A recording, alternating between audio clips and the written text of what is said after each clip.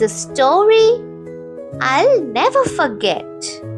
In the year 2080, the world looked like something out of a sci-fi movie. There were giant skyscrapers, flying cars, and robots doing everyone's work.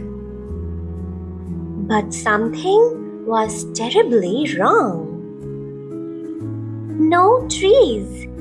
There were no forests, no parks, not even a tiny bush. Everyone had machines at home to keep the air clean. But outside, we wore clunky oxygen masks just to breathe. The air was too dirty. No clean water. Rivers had dried up and everyone drank lab-made water. No cows. No fresh milk, butter or cheese. Only machine-made food. No mountains. Once tall mountains were just piles of broken stones now. People were sick. People were sad. And worst of all, people had forgotten what they had lost. Meet my brother Arav. Arav loves exploring and making new gadgets. Oh hi! And that's me, Myra. I love painting forests and rivers. Even though I've never seen one in real life. And most of all, we loved asking big questions. One day at school, a boy laughed at us. Your family believes people used to pray to cows and rivers? What's next? Talking trees? Huh? Uh-oh. Arab's face turned red. Was it really silly to respect nature? That evening, we went to ask our parents, but they were too busy working with robots. We checked the school and home library, but all we found were boring machine manuals. Just when we were about to give up, Dadu, our grandfather, pulled out a dusty old book from a secret shelf. On the cover were golden words. The Forgotten Earth. What is this, Dadu? This is the story of a world before people stopped caring about nature, my child.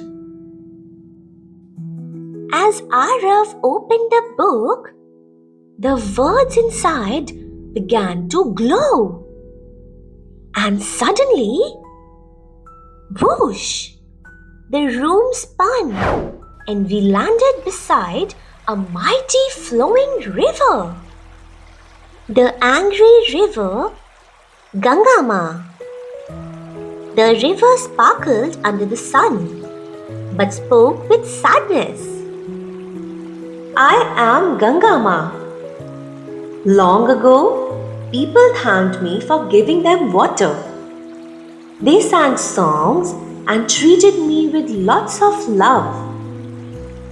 But when they started filling me with garbage and chemicals, I disappeared.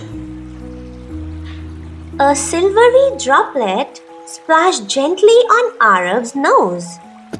And then, whoosh!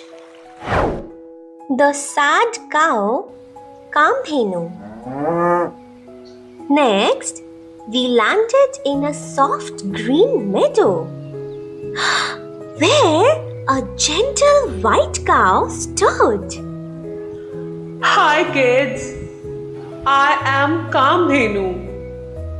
I gave milk, butter, and ghee with love. But people became greedy. They began giving me medicines and used injections to get more milk without thinking about how I felt. They stopped thanking me.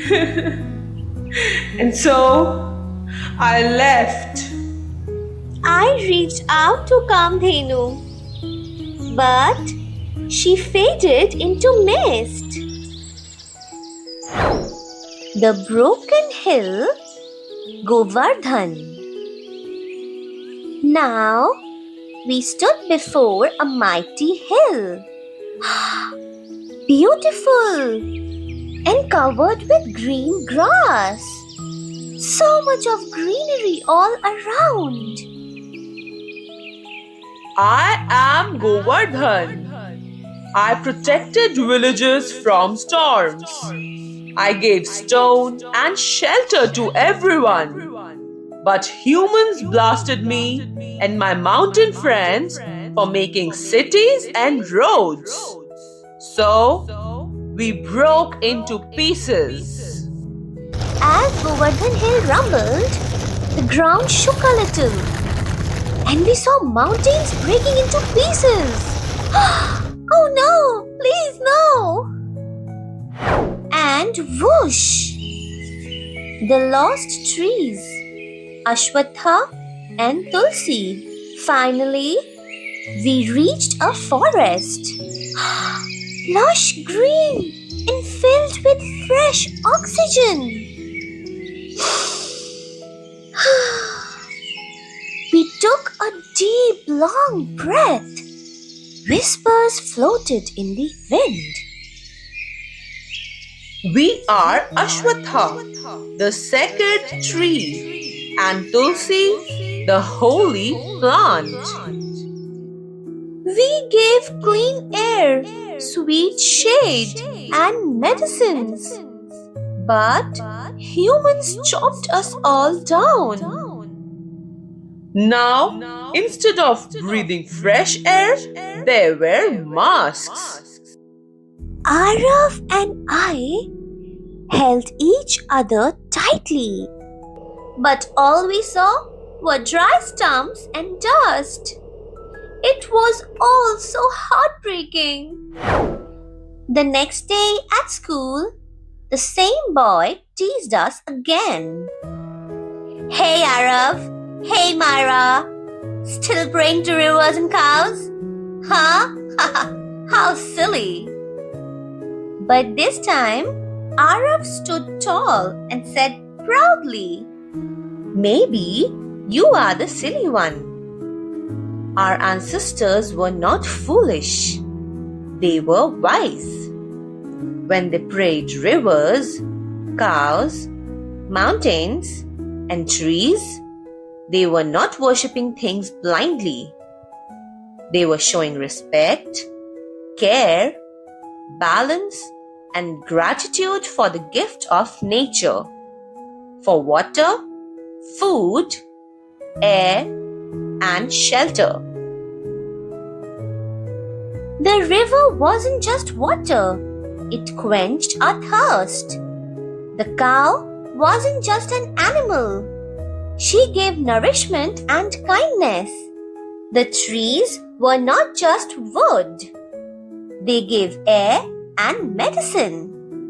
The mountains were just not rocks, they gave us protection and strength. Our ancestors knew that if we care for nature, nature cares for us.